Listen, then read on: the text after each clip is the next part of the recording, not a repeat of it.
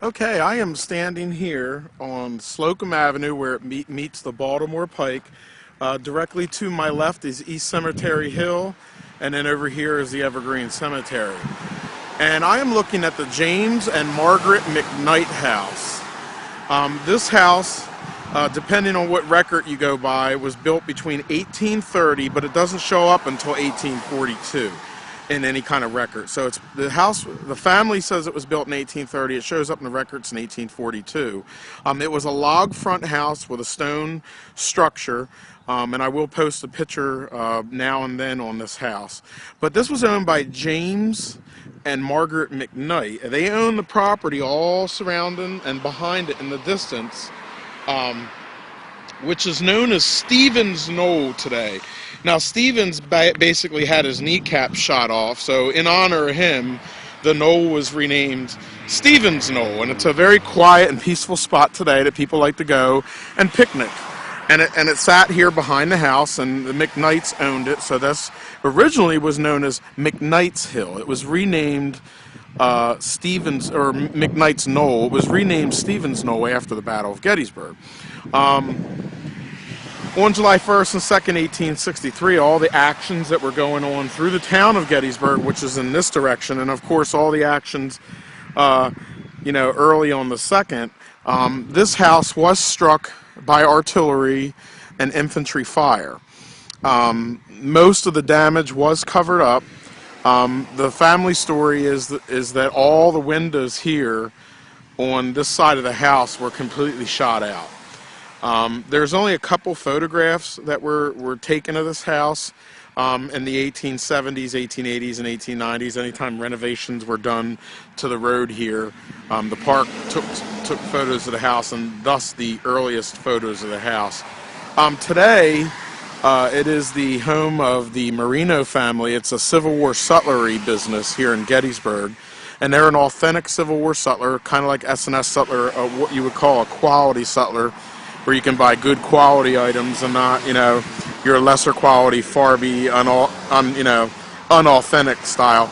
The family also owns a museum behind the building, which I did a video on the 18th Mississippi Monument, and that museum houses stuff from the Civil War, World War I, World War II, and there's a small fee there. So if that's something you're interested in, not just if you're a World War I or II fanatic and you're coming here into Gettysburg for your Civil War tours, it'd be nice to stop in here at the Marino family World War I and II Civil War Museum, and then of course, if you're a Civil War reenactor, stop by and see the son Marino here on the Civil War Sutler Shop.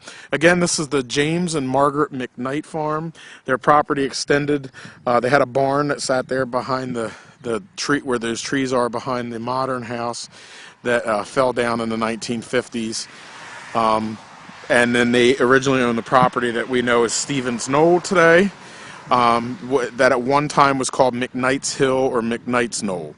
This has been the James and Margaret McKnight farmhouse, Civil War house on Gettysburg on the Baltimore Pike across from the Evergreen Cemetery, and in front of us the James and Margaret McKnight house, which sits here near Stevens Knoll, which was once known as McKnight's Knoll because they owned the property.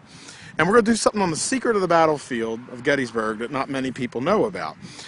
When you come in here to the Spear Marino Sutler or the museum they have here, there's a flagpole. And if you follow the flagpole down to the ground, and this is for all my Confederate friends, there is a small marker to the 18th Mississippi Infantry from 1861 to 1865. It's basically a gravestone, and the story behind this is that a group of Civil War reenactors who were Vietnam veterans in 1972 wanted to place this marker in the wheat field where the 18th Mississippi fought, but were prohibited by the National Park Service to do it. And so another story goes is that they did this without asking permission. No one knows the full story, but regardless, the monument was never able to be replaced on the battlefield. So they came to Mr. Marino's store here, and he allowed them to place this marker here on the museum property site, and it has been here since 1972. And It's one of the hidden monuments or secrets of the battlefield of Gettysburg, and though it's not on, um, it's not on a a park service part of the land. Um, at least the 18th Mississippi has some type of representation here on the Gettysburg battlefield. And of course, this is the Gettysburg battlefield because the entire town was the Gettysburg battlefield. It sits here right in front of this looks like World War I or World War II track. I'm not really versed on World War I or II. And it's kind of strange here because around these markers here seem to be some quarried stones, and then there's one over here that looks like it had been someone's grave, or maybe a mistake.